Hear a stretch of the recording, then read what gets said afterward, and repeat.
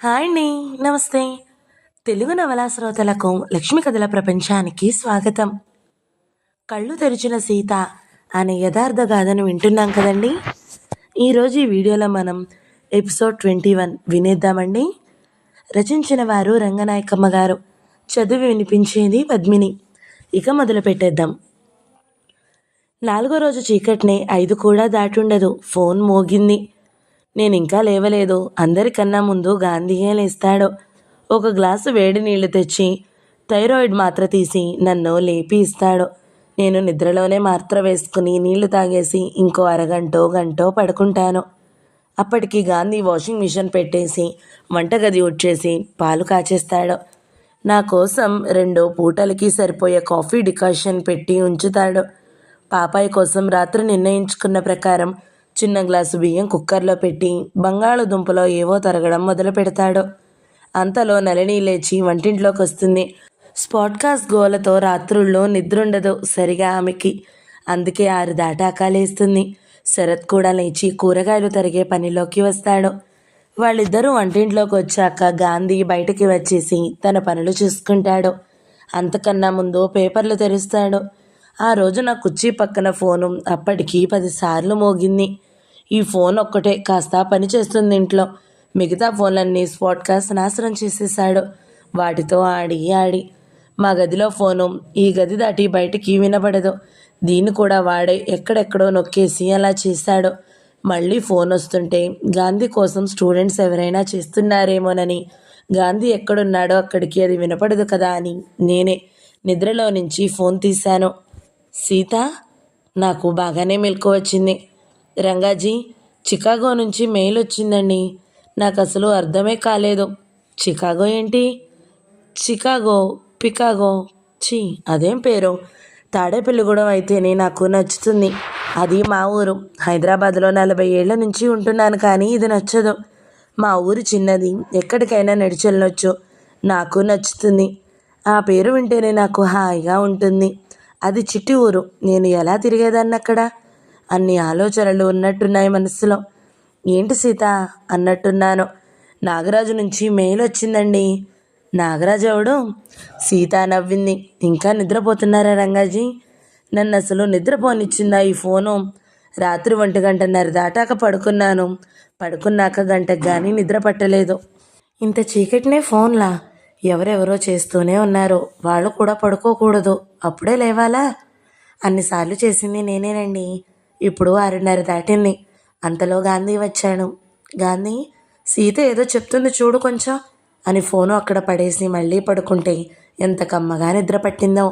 7 అవుతుంటే లేచాను. దుప్పట్లు సర్ది నా కుర్చీని మంచం దగ్గర పెట్టుకుని కుర్చీలో పుస్తకాలన్నీ మంచం మీద పెట్టి తలుపులు తీసుకుని హాల్లోకి వెళ్ళేటప్పటికి అందరూ తెగ మాట్లాడేసుకుంటున్నారు. గందరగోళ పడిపోతున్నారు. ఎప్పుడూ అలా ఉండదు ఇల్లు. స్పాట్కాస్ట్ లేవకపోతే పొద్దున్న పూట ఇల్లు సూది కింద పడ్డా వినపడేంత నిశ్శబ్దంగా ఉంటుంది. ఎవరి పనుల్లో వాళ్ళు ఉంటాం. ఆ రోజు అలా లేదు.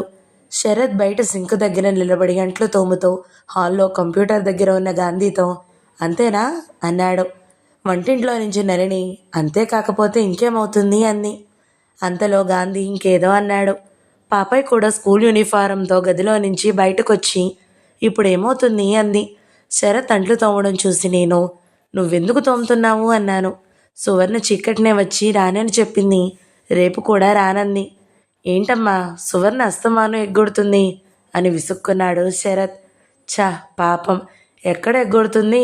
ఏదన్నా అవసరం ఉన్నప్పుడే మానుతుంది. ఏం అవసరం ఉండదు. ఎక్కడో దేవుడి గుళ్ళకు బయలుదేరుతుంది. మరి దానికేం చేస్తాం? అది వాళ్ళ అవసరమే. డాక్టర్లే తిరుపతిలో, అన్నవరాలు, అయ్యప్పలు గియ్యప్పలు బయలుదేరడం లేదా? వాళ్లే అంత బండల్లా ఉంటే చదువు సంధ్య లేని మనిషి గుళ్ళు చుట్టూ తిరక్క ఇంకేం చేస్తుంది? ఏ అవసరమైతేనే ఆమెకు సెలవులు ఉండాలి. నీకు సెలవులు లేవు, గాంధీకి సెలవులు లేవు, నళినికి సెలవులే. అలాగే సువర్ణకి సెలవులు ఉండొద్దు. అందుకేనా మీ అందరూ పెద్ద పెద్దగా అరుచుకుంటున్నారు అనేసి నేను మొహం కడుక్కోవడానికి వెళ్ళిపోయాను. తర్వాత వచ్చి తడిబట్టలతో భోజనాల టేబుల్ తుడిచేశాను. ఆ పని నాదే. తర్వాత రుమాళ్ళు మేజోళ్ళు ఉతికేసి వాకిట్లో ఆరబెట్టాను. అది నా పనే. అంట్లన్నీ శరత్ తోముతున్నాడు కాబట్టి ఆ పూట అందులో కొంత పని నాకు తప్పింది. లోపలికి వచ్చేసాను. గాంధీ పాపాయిని స్కూల్ బస్ దగ్గరికి దించడానికి వెళ్ళాడు. మరీ దూరం కాదు, దగ్గరే. నళిని నాకు కాఫీ తెచ్చిచ్చి, సీతా వాళ్ళ ఆయన మెయిల్ రాశాడు, మీకు ఇంకా తెలీదు అంది. ఛీ, సీతా వాళ్ళ ఆయన ఏమిటి? సీతకి కోపం వస్తుంది అలా అంటే. రాశాడా నిజంగా? ఏం రాశాడు? చెప్పలేదేం తొందరగా. హైదరాబాద్ వచ్చేశాడు, ఇవాళ సీతతో మాట్లాడడానికి వస్తానని రాశాడు. నిజంగా? రాకేం చేస్తాడులే, అంత చాకిరీ చేసే పెళ్ళాన్ని ఎలా వదులుకుంటాడు? నరిని నవ్వుకుంటూ వెళ్ళిపోయింది. నా కాఫీ అయ్యేటప్పటికీ గాంధీ వచ్చాడు. ఒక ప్రింటౌట్ కాగితం తెచ్చి నా దగ్గర పెట్టాడు. ఇది నాగరాజు రాసిన మెయిల్, సీత పంపింది. నేను దాన్ని చూస్తే తెలుగులో చేతి రాతతో ఉంది. ఇదివరకు ఇంగ్లీష్లో రాశాడుగా, ఇది ఇలా ఉందే అన్నాను. ఇది వరకు రాసింది కంపోజ్ చేసింది, ఇది చేతి రాతతో రాసి స్కాన్ చేశాడు. గాంధీ చెబుతూ ఉండగానే దాన్ని చదవడం మొదలుపెట్టాను. సీతగారికి చికాగో నుంచి 21/11/2010. మీరు 19/11/2010 పంపిన మెయిల్ చూశాను. మీరు నాతో కలిసి జీవించడం ఇష్టం లేదని రాశారు. నేను ఈ విషయంలో మీతో ఏకీభవిస్తున్నాను. అక్కడ తెల్లబోతూ ఆగాను. ఇదేంటి గాంధీ, విడిపోవడానికి ఏకీభవిస్తున్నాను అంటాడేమిటి? అయినా ఇది చికాగో నుంచి రాసిన ఉత్తరం, హైదరాబాద్ వచ్చాక రాసింది కాదే. ముందు చదివేస్తే అంతా తెలుస్తుంది. ఒకవేళ చికాగోలో ఇలా రాసి తర్వాత మనసు మార్చుకుని హైదరాబాద్ వచ్చేసాడేమో అనుకున్నాను. మిగతాది మళ్ళీ గబగబా చదివాను. ఆ ఉత్తరం తెలుగులోనే ఉంది. ఉత్తరంలో కొన్ని మాటలు ఇంగ్లీష్ లిపిలో ఉన్నాయి. వాటిని తెలుగు లిపిలోకి నేనే మార్చాను. అంతేగాక ఒక మాట తెలుగులో కూడా తప్పుగా ఉంది, దాన్ని అలాగే ఉంచాను. మన పెళ్ళి శాస్త్రోక్తముగా జరిగింది. రిజిస్టర్ చేసి ఉన్నందున మనం లీగల్గా విడిపోవలసి ఉంటుంది. అందుకు సంబంధించిన కాగితాల మీద మీ సంతకం అవసరం కాబట్టి ఈ విషయంలో మీ కోఆపరేషన్తో మనం మ్యూచువల్ డైవర్స్ తీసుకుందాం. అందువల్ల మీ అడ్రస్ ఈమెయిల్ చేయండి. ఇట్లు నక్కా నాగరాజు. అది పూర్తి చేసేసి, ఇదొక్కటేనా అతని నుంచి వచ్చింది? మరి అతను హైదరాబాద్ వచ్చిన సంగతి మీకెలా తెలిసింది అన్నాను. నలిని సరదాగా అలా చెప్పిందంతే అన్నాడు గాంధీ. అంటే అతను రాలేదా? సరదాగా చెప్పిందా? అదేం సరదా? సీరియస్ విషయాల గురించి సరదాలేంటి?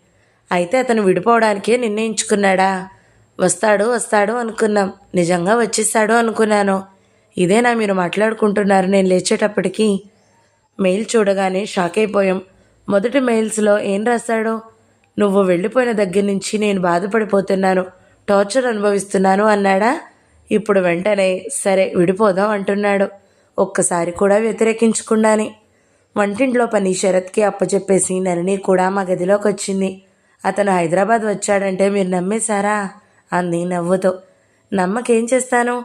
అదేం సరదా నలిని, అసలు విషయం తొందరగా చెప్పొద్దు. మధ్యలో సరదాలా? ఇది సరదా సంగతా? ఇది మన సొంత విషయం అయితే మనకి సరదాగా ఉంటుందా? ఆ అమ్మాయి విషయంలో మనకి ఆటలా? ఆ మెయిల్ మీరు చూడగానే నన్నే లేపి చెప్పవలసింది. మీ సంగతే మాకు గుర్తులేదు. మేము మాటల్లో పడిపోయాం. అది చూడగానే ఎంత ఆశ్చర్యపోయామో. తను ఎంతో బాధపడిపోతున్నాడు. ఇప్పుడు విడిపోవడానికి ఏకీభవిస్తాడా? చక్కగా ఒకసారి వచ్చి ఆమెతో మాట్లాడకూడదు? తను సీతని ఇష్టపడే చేసుకున్నాడు కదా. మిమ్మల్ని లేపాలన్న సంగతే మర్చిపోయాము. సీత ఏం చేస్తుందో ఒకసారి మాట్లాడతాను. ఆ అమ్మాయికి కాతరే ఉండదు. ఆమెను మీకు పంపించాను చూడండి అని ఒక్క మాటే చెప్పి పెట్టేసింది అన్నాడు గాంధీ. నలిని సీతకి చెప్పండి బాధపడొద్దని అని చెప్పింది అని చెప్పి వెళ్ళిపోయింది కూడా. సీతకి ఫోన్ చేశాను. చూసేశారా రంగాజీ అంది. నాకు తొందరగా చెప్పలేదు సీత, నిద్రపోతున్నానని నన్ను లేపకుండా వాళ్లే మాట్లాడుకుంటూ ఉండిపోయారు. అతను వచ్చి నీతో మాట్లాడతాడని అనుకుంటున్నాను ఇన్నాళ్ళు నేను నిజంగా. అప్పుడు నువ్వు గట్టిగా ఉంటావో లేదో అనుకున్నాను. ఎంత సిగ్గు లేకుండా రాశాడో. నాతో కలిసి జీవించడం ఇష్టం లేదని రాశావు, దానితో నేను ఏకీభవిస్తున్నాను అంటున్నాడు. సిగ్గున్నవాడెవడైనా అలా మాట్లాడతాడా? నాతో కలిసి జీవించడం ఇష్టం లేదంటున్నావు. నన్ను అలా అంటే అది నాకు అవమానమనడు. అలా అనకుండా నీ మాటతో ఏకీభవిస్తున్నాను అంటున్నాడు. భలే మనిషి. అసలు అతను ఒకసారి వచ్చి మాట్లాడొద్దు? వద్దండి వద్దు.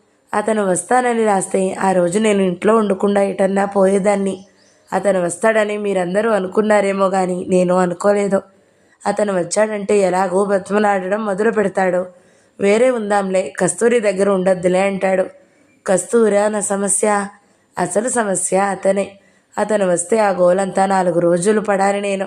నాకంత ఓపిక లేదు బాబు. అతను మ్యూచువల్గా డైవర్స్ తీసుకుందామని రాశాడు కదా, ఆ మాటలు చూస్తే నా ప్రాణం లేచొచ్చింది. కోఆపరేట్ చేయాలట అతనికి. ఇప్పుడు మా ఇద్దరికి ఎంత సామరస్యమో, మా సామరస్యం విడిపోవడానికి ఐకమత్యం.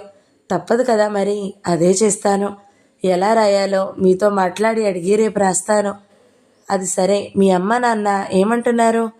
అమ్మ ఒక్కటే ఏడుపు. అతను వస్తాడని, నన్ను మళ్ళీ తీసుకుని వెళ్తాడని అమ్మకి బాగా నమ్మకం ఉండేది. నాన్నకి కోపం. వాణ్ణి వదిలేస్తామా, కేసు పెట్టాలి అంటున్నాడు. ఇప్పుడు మళ్ళీ పొద్దున్నుంచి ఇంకా కేసు పిచ్చి వదలలేదా? మొదట 1,00,000 రూపాయలు పోగు చేసి పెట్టుకోమను. పెట్టుకుంటే మాత్రం నేను కేసుకి వెళ్తానా? 4 రోజులు పోతే వాళ్లే ఊరుకుంటారులేండి. అంతేలే, పాపం వాళ్ళకి బాధ ఉంటుంది కదా. నువ్వు చాలా ధైర్యంగా ఉన్నావు సీత. ధైర్యం కాదండి, అసహ్యం నాకు. నన్ను నమ్మించి మోసం చేశాడనిపిస్తుంది ఎప్పుడూను. ఇంకా ఏవో సంగతులు చెబుతున్నావు కదా, అవన్నీ రాసేసావా? చాలా వరకు రాసేసాను. తీసుకొస్తాను మీ దగ్గరికి. అతనికి జవాబు కూడా ఇవ్వాలి కదా. రేపు రమ్మంటారా? ఏం జవాబు ఇవ్వాలనుకుంటున్నావో అది కాగితం మీద రాసి మీ అమ్మ వాళ్ళకి చదివి వినిపించు. ఏముంటుంది జవాబు? అలాగే కోఆపరేట్ చేస్తాను అని రాస్తాను, ఒక్క వాక్యం. అంతేకాదు, అతను కోర్టులో పెట్టే కాగితం ఎలా పెడతాడో దాన్ని డ్రాఫ్ట్ పంపమని కూడా రాయి. అబ్బా, అన్ని మాటలు అతనితో నాకు కోఆపరేట్ చేస్తాను అని ఒక్క వాక్యమే రాద్దామనుకున్నాను. ఒక్క వాక్యం చాలదు సీత. కోర్టులో పెట్టే దాని డ్రాఫ్ట్ కూడా పంపండి అని ఇంకో వాక్యం కూడా రాయి. 2 వాక్యాలే కదా. సరే, అలాగే రాస్తాను. రాసి మీ దగ్గరికి తెస్తాను. అక్కడి నుంచే పంపిస్తాను. మీ అమ్మని నాన్నని కూడా తీసుకురా. ప్రతి స్టెప్పు వాళ్ళ ముందే జరగాలి.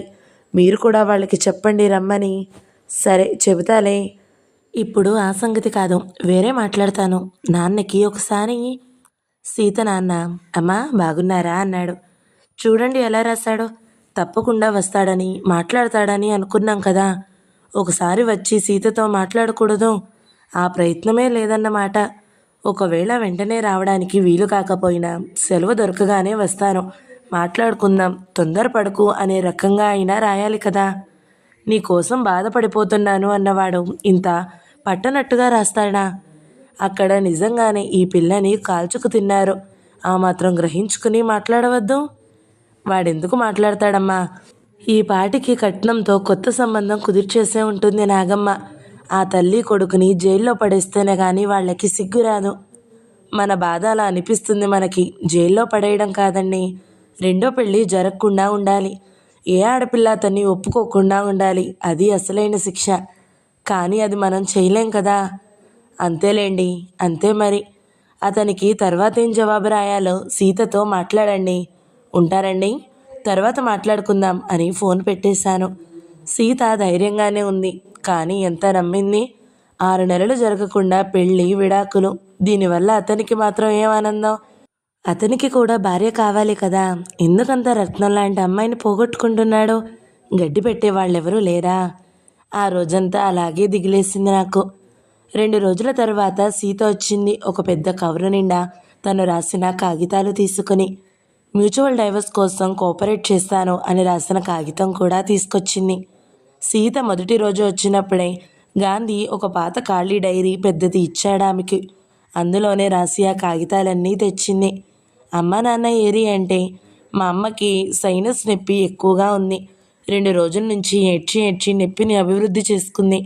మా నాన్న అర్జెంటుగా చెన్నై వెళ్ళిపోవాల్సి వచ్చింది. వచ్చేమని కంపెనీ వాళ్ళు ఫోన్ చేశారు. వెళ్ళిపోయే ముందు నాన్న చదివాడులేండి ఇది. దీన్ని మీకు కూడా చూపించి ఇక్కడి నుంచే పంపించాలని తెచ్చాను. ఆ కాగితం నాకు ఇచ్చింది. చదివాను. ఏం లేదు, ఫోన్లో చెప్పుకున్నదే. మీ ఫలానా మెయిల్ చూశాను. మ్యూచువల్ డైవర్స్కి కోఆపరేట్ చేయమని అడిగారు. అలాగే చేస్తాను. మీరు కోర్టులో ఎలా పెడతారో దాన్ని డ్రాఫ్ట్ ఒకటి నాకు పంపండి. అది చూసి అందులో అభ్యంతరాలు లేకపోతే సంతకం పెడతాను. సీత. నేను కొంచెం నవ్వి, 2 వాక్యాలే అన్నావు, 5 వాక్యాలు రాసావే అన్నాను. ఆ కాగితం గాంధీ కూడా చూశాడు. నళిని కూడా చూసింది. పాపాయి ఉంటే అది కూడా ఎగబడి లాక్కుని చదివేదే. కానీ అది లేదు, బడికి పోయింది. సరే పంపించే మరి అన్నాను. సీత కంప్యూటర్ ముందు కూర్చుని రాసిన దాన్ని స్కాన్ చేసి పంపించేసింది. పక్కన నిలబడి చూసిన నళిని విడాకులు ఇవ్వాలంటే ఇంత సింపుల్గా అయిపోవాలి. మా పెద్దమ్మ కూతురు విషయంలో ఎన్నెన్ని గొడవలు పడ్డారో. పిల్లలు లేరు, అయినా విడిపోరు కలవరు. అబ్బా ఎంత చీదరేసిందో. నువ్వు తేలిగ్గా చేసుకున్నావు సీత అని సీతని చాలా మెచ్చుకుంది. ఈ నళిని కూడా నాకు పాఠకురాలిగా పరిచయమైన వ్యక్తే. జానకి విముక్తి చదివి రిజిస్టర్ ఉత్తరం రాసింది. ఆమెతో అలా పరిచయం. ఆశ్చర్యంగా ఉంటుంది. నాతో దగ్గర సంబంధాల్లో ఉన్న వాళ్ళందరూ పాఠకులే. బంధువులు ఎవరెవరో ఉన్నారు కానీ నేనేదో రాస్తానని కూడా వాళ్ళకి తెలియదు. అయ్యప్ప మాలలు, వాళ్ళ సాయిబాబాల పూజలు, వాళ్ళ ఆస్తుల పిచ్చులు చీదర నాకు. పెద్ద పెద్ద ఇళ్ళుంటాయి, ఎక్కడెక్కడో ఖాళీ స్థలాలుంటాయి. అపార్ట్మెంట్లు కొని అద్దెలకిస్తారు. ఒక్కొక్క కుటుంబం వాళ్ళు అన్నేసి స్థలాలు ఆక్రమించుకుంటే ఇక పేద జనాలకి నివాసాలు ఎక్కడ మిగులుతాయి? బంధువులతో అయినా కొంచెం కూడా భావాలు కలవకపోతే బంధుత్వాలు ఎక్కడ నిలబడతాయి?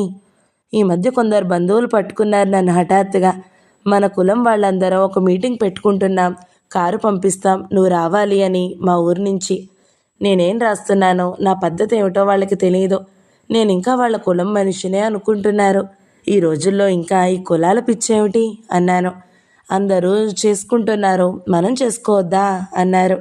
అందరూ తప్పు చేస్తున్నారు, మనము తప్పు చేయాలా అంటే మన కులాన్ని మనం నిలబెట్టుకోవద్దా అన్నారు. సరే మీరు నిలబెట్టుకోండి అనేసి ఫోన్ పెట్టేశాను.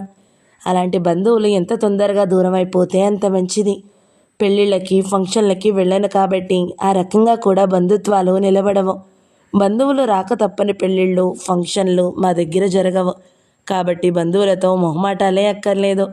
ఈ ఇంట్లో జరిగిన ఒకే ఒక్క పెళ్ళినాడు నళిని, శరత్ ఆ ఇద్దరే. వాళ్ళ ఆఫీసులకు పోయే బట్టలతోనే రిజిస్టర్ ఆఫీస్కి పోయి సంతకాలు పెట్టేసి ఎవరి పనికి వాళ్ళు పోయి సాయంత్రానికి కొంపకొచ్చారు. అప్పటికి నేను గాంధీ ఒక మీటింగ్కి ప్రెస్ క్లబ్కి వెళ్ళాము. మాధవి అనే 14 ఏళ్ల అమ్మాయిని నక్సలైట్ అనే నెపంతో మహబూబ్ నగర్ పోలీసులు అరెస్ట్ చేస్తే దాన్ని నిరసిస్తూ జరిగిన మీటింగ్ అది. నేను కూడా అక్కడ కొంచెం మాట్లాడాను. మేము వచ్చాక మా పెళ్ళయింది అని చెప్పారు వీళ్ళు. అయిందా, ఇక తర్వాత విడాకులు అవ్వకుండా చూసుకోండి అన్నాం. ఫంక్షను లేదు, గింక్షను లేదు. బంధువుల్ని పిలవకుండా తప్పించుకోవడానికి ఇది మంచి మార్గం. మా అమ్మ నాన్న ఇప్పుడు లేరు కానీ ఆ ఇద్దరే నన్ను నిజంగా ప్రేమించిన వ్యక్తులు. అమ్మా నాన్న లేరు కాబట్టి ఇంకెవ్వరూ లేరు నాకు. ఇప్పుడు నాతో స్నేహాలతో ఉన్న వాళ్ళందరూ గాంధీతో సహా మొదట పాఠకులుగా పరిచయమై నిలబడి కలిసిపోయిన వాళ్లే. ఇప్పుడు ఈ సీత పాత కొత్త పాఠకురాలు. ఈమె నా సహాయం అడిగింది కాబట్టి ఈమెకి నా వల్ల ఏదైనా చిన్న సహాయం జరగాలన్నదే నా దృష్టి. సీత నాగరాజుకి మెయిల్ పంపేసి బెడద తీరిపోయినట్టు లేచి వచ్చి నా దగ్గర కూర్చుంది. అప్పటిదాకా నేను సీత రాసుకొచ్చిన కాగితాలు తిరిగేస్తున్నాను. అవి 28 పేజీలున్నాయి. కొన్ని పేజీల్లో చిన్న చిన్న ఖాళీలున్నాయి. అక్కడక్కడ హెడ్డింగ్లు కూడా పెట్టింది. అతని స్నానం, అతని బట్టలు, అది హనీమూనా, హౌ డేర్, అతని స్వభావం, బరువు తగ్గాలంటే డైటింగ్ మానాలి, 10-15 పేర్లు కనబడ్డాయి. సీత పుస్తకాలు చదివే మనిషి కదా, శీర్షికలు పెట్టడం తెలిసింది. ఆ కాగితాలు చూస్తూ ఉన్న నేను సీత రాగానే వాటిని కవర్లో పెట్టేసి, ఇవన్నీ నువ్వు వెళ్ళాక చూస్తాలే, ఇంకేదైనా చెప్పు అన్నాను. అంతలో నళిని గబగబా వచ్చి, సీత, చాకు సంగతి నువ్వు చెప్పనే లేదు. చాకుని నీ మొహం మీద ఆడించి బెదిరిస్తే అప్పుడు నువ్వేమన్నావు? నీ చాకు సరసం ఏడిసినట్టే ఉందిలే అన్నావు, అంతేనా? మేము అలాగే చెప్పుకుంటున్నాం అంది నవ్వుతో.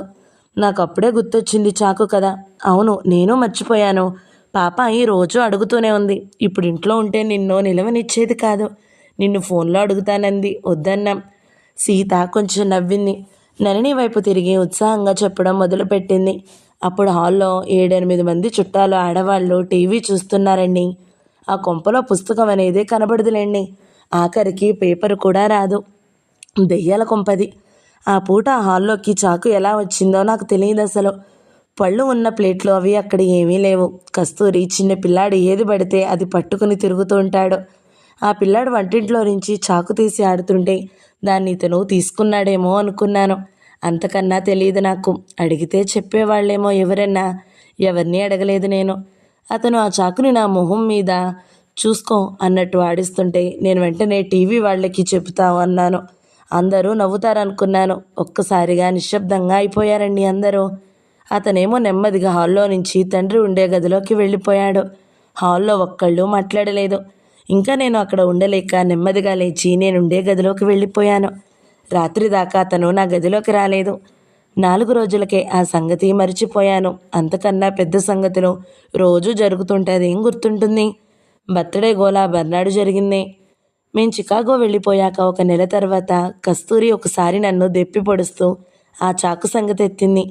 మా నాగు ఒకసారి నిన్ను చాకుతో సరదాగా అలా అంటే నువ్వు పెద్ద హీరోయిన్ లాగా టీవీ వాళ్ళకి చెబుతా అన్నావు. మా నాగు సిగ్గుపడిపోయి అక్కడి నుంచి వెళ్ళిపోయాడు. నీకు మొహం చెల్లక నువ్వు వెళ్ళిపోయావు. అప్పుడు మా మేనత్త వాళ్ళు మా అమ్మతో ఏమన్నారో తెలుసా? భలే కోడల్ని సంపాదించావులే నాగమ్మొదిన. పిల్లాడేదో సరదాకి అలా చేస్తే టీవీ వాళ్ళకి చెబుతుందా? అమ్మో, రేపటి నుంచి ఇంకేం చేస్తుందో. మంచి పిల్లనే చూసుకున్నావు అన్నారు. మా అమ్మ సిగ్గుపడిపోయింది. అది ఆ మాటలే మళ్ళీ మళ్ళీ చెప్పుకొచ్చింది. నేను ఎంత ఆశ్చర్యపోయానో. మీ తమ్ముడు చాకుని నా మొహం మీద ఆడిస్తే తప్పులేదు కానీ నేనన్న మాటలకి తప్పొచ్చిందా వదినా మీ అందరికీ అన్నాను. మా వాడు సరదాకి అలా చేశాడంతే అంది. నేను సరదాగానే అన్నాను కదా. అంటే నా మాట పడనివ్వదే. అదేం సరదా, టీవీ వాళ్ళకి చెబుతానంటావా? మా అమ్మ ఎంత బాధపడిపోయిందో అంటుంది. ఎంత వాదించినా ఆమె మాట ఆమెదే. రంగాజీ, అసలు నా మాటల్ని వాళ్ళు సరదాగా ఎందుకు తీసుకోలేదో నాకు అర్థమే కాలేదండి అంది సీత నా వైపు తిరిగి. సీత జవాబు దొరకగానే నళిని స్పాట్కాస్ట్ ఏడుపు విని వెళ్ళిపోయింది. నా ఆలోచన నేను చెప్పాను. టీవీ వాళ్ళకి చెప్పడం అంటే అతన్ని పబ్లిక్లో పెట్టడం కదా. నువ్వు ఎదురు తిరిగినట్టు కదా. ఆ చాకుని చూసి నువ్వు భయపడి అమ్మో అమ్మో అంటే వాళ్ళందరికీ నచ్చేది. నవ్వేవారు. టీవీకి చెప్తా అంటే భయపడకుండా తిరుగుబాటు చేసినట్టు. అది నచ్చలేదు ఆ మొహాలకి. నిజమేనండి, నిజమే, ఇప్పుడు అర్థమవుతుంది. కస్తూరి అంత బరి తెగించి మాట్లాడాలా అని కూడా అంది. అదన్నమాట వాళ్ళ కోపం. నిన్ను అంత తేలిగ్గా అంతంత మాటలు అనేసారంటే ఏమిటంత ధైర్యం వాళ్ళకి? నువ్వు పోట్లాడవులే అనా? అసలు మొదటి నుంచి వాళ్లకు దృష్టి ఉందని నాకు ఎప్పటికో అర్థమైందండి. నేను ఎంఎస్సీ చదివినా విలువ లేదు, కంప్యూటర్ కోర్సులు చేసినా విలువ లేదు, ఉద్యోగం చేసినా విలువ లేదు. పేదవాళ్ల పిల్ల, వాళ్ళకి డబ్బు లేదు, ఇల్లు లేదు, కారు లేదు, నగలు లేవు. అలాంటి మాటలే ఎప్పుడూనో. నన్ను అనరు, ఎవరెవరి సంగతిలో మాట్లాడుతూ ఆ మాటలే అంటారు. వాళ్ళకి మింగ మెతుకులేదు, అంత బడాయా అంటారు. నాగమ్మ వాళ్ళు కూడా పెద్ద ధనవంతులు కారండి. అయినా మా కారు మా కారు కారు అంటారు ఎప్పుడూను. సీత, వాళ్ళ డబ్బుగోల గురించి చాలాసార్లు చెప్పావు. నాకేమనిపిస్తుందంటే కట్నం అక్కర్లేదని వాళ్ళు అన్నా మీరు ఎలాగో పెళ్లి నాటికి తప్పకుండా కొంత కట్నం ఇస్తారని అనుకున్నారు వాళ్ళు. మీ తాతకి కొంచెం భూమి ఉందని వాళ్ళకి తెలుసు. ఏదో ఇస్తారులే అనుకుని ఉంటారు. మీ నుంచి ఎంతో కొంత డబ్బు లాగాననే ఆశ. నిజంగా లేని వాళ్ళైతే విమానం టికెట్ల డబ్బు మిమ్మల్నే పెట్టమని అడుగుతారా? నాగరాజు నీకు రాసిన మెయిల్స్లో నీకోసం టికెట్ నేనే కొన్నాను అన్నాడంటే కట్నం అక్కర్లేదనే మాట వాళ్ళు నిజంగా అన్నారని అనుకోవాలా? గొప్పకి అలా అన్నారంతే. ఎలాగైనా మీరు ఇస్తారని ఎదురు చూశారు. అది జరగలేదు. అది వాళ్ళ బాధ. శ్యామల కేసు కూడా కొంత ఇలాంటిదే. ఏమో బాబు, వాళ్ళ బాధగోలా నాకెందుకు? అయ్యో మర్చిపోయానేమిటి అంటూ సీత కళ్ళతో హాలంతా వెతికి పరిగెత్తి వెళ్ళి తన బ్యాగ్ తీసి అందులో నుంచి ఒక డబ్బా పైకి తీసి టేబుల్ మీద పెట్టింది. మా అమ్మ శనగపప్పు వడలు ఇచ్చిందండి. పుదీనా ఆకు కలిపితే ఆ వాసన మీకు నచ్చుతుందో లేదో అని పిండిలో నుంచి ఆ ఆకులన్నీ తీసేశాను నేను అంది. గాంధీ తనకి మధ్యాహ్నం క్లాస్ ఉందని అప్పటిదాకా తన పనిలో తనున్నాడు. చివరికి భుజానికి బ్యాగ్ తగిలించుకుని హాల్లోకి వచ్చాడు. మీ అమ్మ చక్కగా పుదీనా కలిపితే నువ్వు వేరేసావా? భలే పని చేశావే అంటూ టేబుల్ దగ్గర నిలబడి 2 వడలు తిన్నాడు. చాలా బాగున్నాయి నిజంగా. సీత, నువ్వు పుదీనా అంతా పారేయకపోతే ఇంకా బాగుండేవి. అయినా ఎంతో బాగున్నాయిలే. ఈ మాట చెప్పకు సుమా మీ అమ్మకి. బాగున్నాయి అంటే మళ్ళీ చేసి పంపుతారు. బాగాలేమంట, అంత నచ్చలేదు వాళ్ళకి అని చెప్పు అన్నాడు. సీత నవ్వి, అప్పుడు మా అమ్మ ఏం చేస్తుందో తెలుసా అండి? బాగుండేలేగా చేస్తాను ఈసారి అని ఇంకా బాగా చేసి పంపుతుందండి అంది. అయితే మరీ ప్రమాదం. నువ్వే ఏదో కల్పించి చెప్పే. నువ్వు చాలా తెలివిగా మాట్లాడతావని నిన్ను రంగాజీ చాలా మెచ్చుకుంటారు అని చెప్పి నాకు టైం అయిందిలే అంటూ వెళ్ళిపోయాడు. సీత తెల్లబోతూ, నేను తెలివిగా మాట్లాడతానా? నిజంగా అన్నారా మీరు అని నవ్వుతూ నన్ను అడిగింది. ఆ మాట నిజమే సీత అంది నళిని. చాకు విషయంలో నువ్వంత చక్కగా అంత అప్రయత్నంగా టీవీ వాళ్ళకి చెప్తా అన్నావని మేము ఊహించామా? ఇంకేదో అనుకున్నాం కానీ అంది. నిజమే అది, నేను అదే అనుకున్నాను. నిజం నలిని, సీత నిజంగా కస్తూరి విషయంలో కూడా చాలా తెలివిగా మాట్లాడింది. కస్తూరి దగ్గర లేకపోతే మీ సంబంధం బాగుండేదా అని నేను అడిగినప్పుడు ఆమె దగ్గర ఉండడం వల్లే నాకు మేలు జరిగింది. అతను ఎలాంటి వాడో తొందరగా అర్థమైంది అంది. ఇప్పుడు మాత్రం వడలు నచ్చలేదని మీ అమ్మకి చెప్పు అంటే ఈసారి నచ్చేలాగా చేసిస్తుంది అంది కదా. అంత సరిగ్గా తగ్గట్టుగా అందరూ మాట్లాడలేరు అన్నారు నేను. సీత సిగ్గుపడిపోతూ, అలా అనకండి బాబు, నా మొహం నేనేం మాట్లాడాను అంది. సీత, నమ్మేస్తావా ఏమిటి మా మాటలు? నువ్వు మళ్ళీ వడలు తెస్తావని నిన్ను పొగడాం అంతే అన్నాను. అయితే నేను పొగిడించుకుంటూనే ఉంటా అంది మళ్ళీ తెలివిగా. పాప ఇంట్లో లేదు, స్పాట్ గ్యాస్ నిద్రపోతున్నాడు. ఉన్నవాళ్ళం ముగ్గురం 2 వడలు తిని నిజంగా బాగున్నాయి సీత అని సీత అమ్మని మెచ్చుకుంటుంటే సీత, నేనే చేశానండి, ఊరికే మా అమ్మ పేరు చెప్పాను అంది. నలిని వెంటనే, నీకింత బాగా చేయడం వస్తే ఇక్కడే చేసుకుందాం, అక్కడి నుంచి తేవడం ఎందుకు? ఈసారి ఆదివారం తొందరగా వచ్చేయి, ఇక్కడే చేద్దాం. పప్పు నానబెట్టి ఉంచుతాను, పుదీనా దొరికితే నువ్వే పట్టుకురా, ఒక్కోసారి ఇక్కడ దొరకదు అంది. కానీ సీత, ఇక్కడ వద్దండి, ఇక్కడ ఉన్నంతసేపు ఆ టైము నేను రంగాజీతో మాట్లాడడానికే పెడతాను అంది. అయ్యో, సీత తెలివైంది అనుకున్నాను, తెలివి తక్కువదే. లెక్కలు నేర్పే సీతకి లెక్కలేవీ రావు అన్నాను నేను. సీత కంగారు పడింది. తప్పు అన్నానా? ఏం తప్పండి అంది. ఆ వడలు చేయడానికి 1 గంట టైం పడుతుందనుకో, ఆ పని మీ ఇంట్లో చేస్తే 7 గంటలకు బయలుదేరి వస్తావనుకో, ఆ పని ఇక్కడే చేస్తే 6 గంటలకే బయలుదేరి వచ్చి ఆ గంట ఇక్కడ చేస్తావు. మనం మాట్లాడుకునే టైము ఎప్పుడైనా ఒకటే. అవునవును, అయినా నేను అక్కడే చేసి తెస్తాను, అక్కడ నాకు అలవాటు. అలా కుదరదు, ఇక్కడే అలవాటు చేసుకో. ఇక్కడ ఒక్కసారి చేస్తే అదే అలవాటైపోతుంది, ఇక్కడే చేస్తే వేడివేడిగా తినొచ్చు. సీత నవ్వి ఊరుకుంది. తర్వాత మా సంభాషణలో పడ్డాక సీతని నేను గతంలో అడిగిన ప్రశ్నే మళ్ళీ అడిగాను. ఆమె అభిప్రాయం ఏమైనా మారిందేమోనని. సీత, సరిగా ఆలోచించి చెప్పు. కస్తూరి ఇంట్లో కాకుండా ఆ ఊళ్ళో కాకుండా మీరిద్దరూ వేరే చోట ఉంటే అతను ఇలాగే ఉంటాడు అనిపిస్తుందా నీకు? అతని స్వభావం ఎప్పుడైనా ఎక్కడైనా ఒకటేనండి. ఎక్కడున్న అతనికి డబ్బు రందే ఉంటుంది. మేము చిన్నప్పటి నుంచి పేదరికంగానే బ్రతికాం, కానీ అది పేదరికం అని కూడా మాకు తెలియదు. మా నాన్న ఏదో ఒక చిన్న ఉద్యోగం చేసేవాడు. మా అమ్మ కూడా కొన్ని సంవత్సరాలు ఒక కంపెనీలో వర్కర్గా చేసింది. మా అక్క నేను ఎప్పుడూ ట్యూషన్లే. డబ్బుని పొదుపుగా వాడుకునేవాళ్ళం, ఎప్పుడో కానీ సినిమాలు చూసేవాళ్ళం కాదు. కార్లు గీర్లు ఉన్న బంధువులో లేరు, స్నేహితులో లేరు. నాగరాజు కొంపలోకి వెళ్ళాకే డబ్బు గురించి చాలాసార్లు విన్నాను. పోనీలేండి, డబ్బు ఆశ అందరికీ ఉంటుంది, అది కాదు. హైదరాబాద్లో నాగమ్మ ఇంట్లో కానీ, చికాగోలో కస్తూరి ఇంట్లో కానీ పొద్దున్నుంచి అర్ధరాత్రి దాకా మా ఇద్దరి మాటలే ఉండేవి కావు. చికాగోలో చీకట్లోనే నేను వంటింట్లోకి వచ్చేస్తాను. అతను కిందకి రాగానే టేబుల్ మీద టిఫిన్ పెట్టేస్తాను. అతని లంచ్ బాక్సులో అన్నం కూరలు పళ్ళు కూడా కడిగి బాక్సుల్లో కట్టేస్తాను. ఆ బాక్సులు నేనే తీసుకువెళ్తాను కారు దగ్గరికి. వెళ్ళిపోతాడు. సాయంత్రం రాగానే వేడివేడిగా పెసరట్లో పకోడీలో ప్లేట్లో పెట్టాలి. అక్కతో మాట్లాడుతూ టీవీ చూస్తూ హాల్లో కూర్చుంటాడు. ఇంట్లో ఉన్నాడంటే టీవీ ముందే, ల్యాప్టాప్తో పని చేసుకుంటున్న టీవీని చూడడమే. టీవీ ఎప్పుడూ నడుస్తూనే ఉంటుంది, వాగుతూనే ఉంటుంది. నాకు వంటింటి పని అయిపోయినా నేను పైకి వెళ్ళడానికి వీలుండేది కాదు. టీ అందించాలి. పిల్లలు తిని అక్కడ ఇక్కడ పడేసిన గ్లాసులు గిన్నెలు తీసుకుపోయి కడిగేసి సర్దేసేదాన్ని. ఆ పని నీకెందుకు? నువ్వు వాటిని ముట్టుకోకుండా ఉండొచ్చు కదా. ఉండొచ్చు కానీ మొదట్లో ప్రారంభించాను కదా గొప్ప కోసం. ఇక అది నా పని అయిపోయింది. కొన్నిసార్లు నేను అలాగే వంటింటి పని అయిపోగానే పైకి వెళ్ళిపోయి ఒక పుస్తకం తీసుకుని కూర్చునేదాన్ని. కస్తూరి కింద నుంచి పిలుస్తుంది, పిల్లల్ని పంపిస్తుంది. అతను ఉన్నప్పుడైతే అతనే పిలుస్తాడు. ఏమిటి అన్నీ వదిలేసి పైకి వెళ్ళావు అంటాడు. కస్తూరి కూడా చాక్లెట్లు తిని ఆ కాగితాలు తివాచీ మీదే పడేస్తుంది.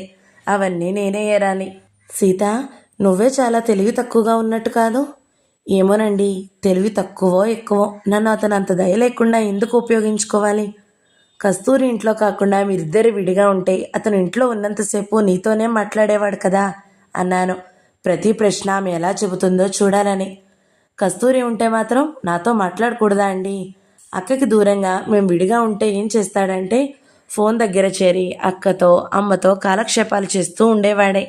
ఆ దరిద్రం నాకు వదలాలంటే కస్తూరి నుంచి విడిగా ఇద్దరం ఉండడం కాదు, ఆ ఇద్దరి నుంచి విడిగా నేనుండాలి. నాగరాజు తల్లి కొడుక్కి అక్క భర్త వేరే ఊళ్ళో ఉంటాడు కాబట్టి అక్కని జాగ్రత్తగా చూసుకోవాలని రోజూ బోధిస్తూ ఉంటుంది. తల్లుల మాటలంటే కొడుకులకు అంత శ్రద్ధ ఉంటుందా అనిపించేది నాకు చాలాసార్లు. నేను మా వాళ్ళందరినీ వదిలేసి పెళ్లిపీటల మీద నుంచి లేచి అతని వెంట అంత దూరం వెళ్ళిపోయానా, నన్ను కాస్త పలకరించాలనే ధ్యాసే ఉండేది కదా అతనికి. అతని చూపుల్లోనే అతని అభిప్రాయాలు తెలిసిపోతూ ఉండేవి నాకు. నువ్వు కట్నం ఇవ్వలేదు, నాకు బర్త్డే ప్రెజెంట్ ఇవ్వలేదు, చాకుతో సరసమాడితే టీవీ 9కో 5కో చెబుతానన్నావు, మీ వాళ్ళకి విమానం టికెట్లైనా కొనలేదు, ఇంకా మీ మీదేం ధ్యాస ఉంటుంది నాకు అన్నట్టు ఉంటాయి అతని చూపులు. అలాగైతే ఆ షరతులన్నీ ముందే పెట్టి అవన్నీ ఒప్పుకున్న వాళ్ళనే చేసుకోవాల్సింది. నాతో కలిసి బ్రతుకుదాం అనడం ఎందుకో? కలిసి బ్రతికామా అసలు? ఆ ఒక్కటి గుర్తొచ్చిందండి. ఒకసారి అడిగాను, పెళ్లికి ముందు ఉన్నట్టే పెళ్లి తర్వాత ఉండాలి అన్నారు, అలాగే ఉన్నారా మీరు అని అడిగాను. ఏం, ఎందుకు లేను, పెళ్లికి ముందు ఉన్నట్టే ఎప్పుడూ ఉన్నాను అన్నాడు. నా గుండె ఆగింది. పెళ్లికి ముందు ఇలాగే ఉండేవాడు కాబోలు, నేను పోల్చలేకపోయాను కాబోలు అని అప్పుడు తెల్లబోయాను. ఒకసారి ఇంకో మాట అడిగాను. ఎప్పుడన్నా చిన్న సాయం చెయ్యాలని కూడా మీరు అనుకోరు, మీ బట్టల పని మీరే చేసుకుంటానన్నారు పెళ్లికి ముందు, ఒక్కసారైనా వాషింగ్ మిషన్ వేయలేదు, ఆ బట్టలన్నీ కిందకి మోసుకుని వెళ్ళి అక్కడ చూసుకుంటూ ఉండాలి, వాటిని పైకి తీసుకురావాలి, నేను ఇస్త్రీలు చేసి అక్కడ పెడితే ఆ బట్టలు సర్దుకునే పని అయినా మీరు చెయ్యరు, నాకు పుస్తకం తెరిచే టైమే ఉండడం లేదు అని నేనంటే, ఇంట్లో ఇద్దరు ఆడాళ్ళుంటే సర్దుల పని నేను చెయ్యాలా అన్నాడు. అలాంటి సంగతులు కొన్ని అయ్యాకే అతనితో మాటలు తగ్గించేశాను. తగ్గించడం కాదు, అసలు ఏముంటాయి మాట్లాడడానికి? పుస్తకాల సంగతులు లేవు, పేపర్ల సంగతులు లేవు, ఉద్యోగాల సంగతులు లేవు. మాట్లాడితే రేపేం వంటలు కావాలో, ఆటల్లో ఎవరు గెలిచారో ఎవరు ఓడారో, ఎవరికి పెళ్లి సంబంధాలు కుదిరాయో అనే మాట్లాడాలి. వంటల ఆర్డర్లు తీసుకోవడం తప్ప నేను ఇంకేమీ మాట్లాడాను.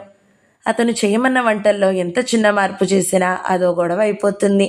ఒకసారి బీరకాయల పులుసు కావాలన్నాడు, అలాగే చేద్దామని మొదలు పెడితే బీరకాయలన్నీ చేదైపోయి ఒక్కటి మిగిలింది, దాన్ని వంకాయ పులుసులో పడేశాను. అదంతా ఎంత చెప్పినా వినడే. ఆ ఒక్క బీరకాయ నా కోసం పులుసు పెట్టొచ్చు కదా, నాకు సరిపోయేది అన్నాడు. నేనేం మాట్లాడాలి? ఇంకోసారి ఏమైందో తెలుసా అండి, క్యాబేజీలో శనగపప్పు వేయమన్నాడు, నాకు పెసరపప్పు తినాలనిపించి చక్కగా వేయించి పెసరపప్పు వేశాను. పిల్లలు తింటుంటే ఏంటి పరిమళాలు అంటూ వచ్చాడు భోజనానికి. తీరా కూర చూసి నేను శనగపప్పు చెప్పానే అన్నాడు. నాకు పెసరపప్పు గుర్తొచ్చి అది తినాలనిపించింది అన్నాను. ఎంత కోపం వచ్చిందో. అయితే నువ్వు వేరేగా వండుకోవాల్సింది, నేను చెప్పిందే నా కోసం వండకపోతే నేను అసలు తినలేను అన్నాడు. అలిగి ఆ కూర మానేశాడు, ముట్టుకోలేదు. తను చెప్పిన దాంట్లో మార్పు జరగకూడదు. ఏమిటో ఈ పిచ్చి మాటలు చెప్పి మిమ్మల్ని విసిగిస్తున్నానా అండి అంది సీత హఠాత్తుగా ఆగి. లేదులే, వింటున్నాను. ఇవన్నీ వెనకటి జీవితంలో నాకు తెలుసు, భర్తల్లో ఎలాంటి అల్పులుంటారో తెలుస్తుంది, చెప్పు అన్నాను. రాత్రులు భోజనాలు అయ్యాక కూడా టీవీలో ఆటల దగ్గరే కూర్చుంటాడు. టీవీ బాగా చూస్తాను అని పెళ్లికి ముందే చెప్పాను. అది ఇంత వ్యసనమని నేను గ్రహించలేదు. అక్కడ ఫుట్బాల్ ఆట ఎగబడి చూస్తారనుకుంటూ నాకు తెలియదులేండి. అవన్నీ చూసి పైకి వచ్చాక కూడా తొందరగా గదిలోకి రాడు. అక్కగారి గదిలోకి వెళ్తాడు. పిల్లలు ఇంకా నిద్రపోరు. వాళ్లతో ఆటలాడి వాళ్ళని నిద్రలో పుచ్చి అక్కతో మాట్లాడి అప్పుడు తప్పకుండా తల్లితో మాట్లాడి పగలంతా ఇంట్లో జరిగిందంతా చెప్పి ఏవేవి వండుకున్నామో తిన్నామో అవి నచ్చాయో లేదో చెప్పి వంటలన్నీ కస్తూరి ఎంత బాగా చేసిందో చెప్పి 11 దాటిపోయాక మా గదిలోకి వస్తాడు. నేను నిద్రపోతూ ఉంటాను. అప్పుడే నిద్ర ఏంటి, ఎప్పుడు చూసినా నిద్రే నీకు అని నన్ను కదిపి లేపి లాగి కూర్చోబెడతాడు. మొదట్లో 10 రోజులు అది నాకు కొంచెం సరదాగానే ఉండేది. వెనకాల రోజుల్లో జరిగిన చాకు సంగతి, అతని బర్త్డే పార్టీ సంగతి అలాంటివన్నీ గుర్తుండేవి కావు. కాసేపు సంతోషంగానే ఉండేదాన్ని. మర్నాడు మళ్ళీ ఏదో జరిగేది, కొత్త దిగులు పుట్టుకొచ్చేది. ఒకరోజు నేను పైకి వెళ్తే గది తలుపులు దగ్గరికి వేసి అక్క తమ్ముడు చెరో కుర్చీ మీద కూర్చుని మాట్లాడుకుంటున్నారు. తలుపులు తోసుకుని వెళ్ళి నేను కంగారు పడ్డాను. డ్రాయర్లో నుంచి తీసిన బుట్టెడు ఎండిన బట్టలు లోపలికి తీసుకుని వెళ్ళాను. వెంటనే అతను, నువ్వు బయటికి వెళ్ళు, తర్వాత సర్దుకుందో గాని అన్నాడు. నేను వినకూడని రహస్యాలు ఏముంటాయి అని నాకు ఆశ్చర్యం వేసింది. బట్టల బుట్ట అక్కడ పడేసి వెనక్కి వచ్చేసాను. ఆ రాత్రి బాగా గుర్తు పెట్టుకుని అడిగాను, నేను వినకూడదా మీ మాటలు అన్నాను. అతను కంగారు పడ్డాడు. ఏం లేదు, వాళ్ళ ఆయన మీద వాళ్ళ అత్తగారి మీద ఏదో చెప్పింది అన్నాడు. కస్తూరి భర్త శని ఆదివారాల్లోనే ఉంటాడు. రాగానే పిల్లల్ని చూసుకుంటాడు, అన్నీ సర్దుతాడు, వాళ్ళ బాత్రూంలో కడుగుతాడు, పిల్లల్ని బయటికి తీసుకుని వెళ్ళి తిప్పుకొస్తాడు. అతని మీద చెప్పుకోవడానికి ఏముంటుంది అనిపించింది. కస్తూరి అత్తగారు కూడా మా పెళ్ళప్పుడు వచ్చింది కదా, 4 రోజులుంది నాగమ్మ ఇంట్లో. అందరిలోకి ఆవిడే మంచిగా అనిపించేది నాకు. ఆవిడ మీదేం చెప్పుకుంటారు? ఆ మాటలేవి అతను నాకు చెప్పలేదు. ఇంకోసారి కూడా అలాగే జరిగింది. కస్తూరి తన గదిలో ఏదో సద్దుళ్లతో పైనే ఉంటుంది. ఇతను తన బట్టల సెలక్షన్కి పైన ఉంటాడు. ఆ సమయంలో నేను కింద వంటింట్లో ఉంటాను. నేనేదో పని ఎగ్గొట్టానని, వంటలు సరిగా చేయలేదని నా మీద చెప్పుకోవడానికే వాళ్ళిద్దరూ ఒక్కోసారి అక్కడ మాట్లాడుకుంటారనుకున్నాను. నిజమే, అది ఒకసారి విన్నాను కూడా. కస్తూరి అప్పుడప్పుడు అత్తగారితోటి, ఆడబిడ్డతోటి ఫోన్లో మాట్లాడుతూ ఉంటుంది. మాట్లాడి ఫోన్ పెట్టేశాక రుసరుసలాడుతూ తల్లికి ఫోన్ చేసేస్తుంది. ఏవేవో చెప్పేస్తుంది. కస్తూరి ఆడబిడ్డ చాలా నిర్మోహమాటం మనిషి. నాలాంటి పిచ్చిది కాదు. ఈ వదిన గారి ఆటలు ఆవిడ సాగనివ్వదు. నీ పిల్లల పనులు నువ్వే చేసుకో అని చెప్పేసింది కదా ఇదివరకు. కస్తూరి నాతో కూడా చెప్పుకుని ఏడ్చింది. నాకు వినపడకుండా రహస్యంగా తమ్ముడికి చెప్పుకునేవి అలాంటి మాటలే. ఇండియాలో ఉన్న తల్లితో రోజు కూతురు కొడుకు 4 సార్లన్నా మాట్లాడతారు. అవేం ప్రేమలో నాకు కంపరం పుట్టేది. పిల్లలు అన్నాలు తినేస్తే టకీమని తల్లికి ఫోన్ నొక్కి చెప్పేస్తుంది.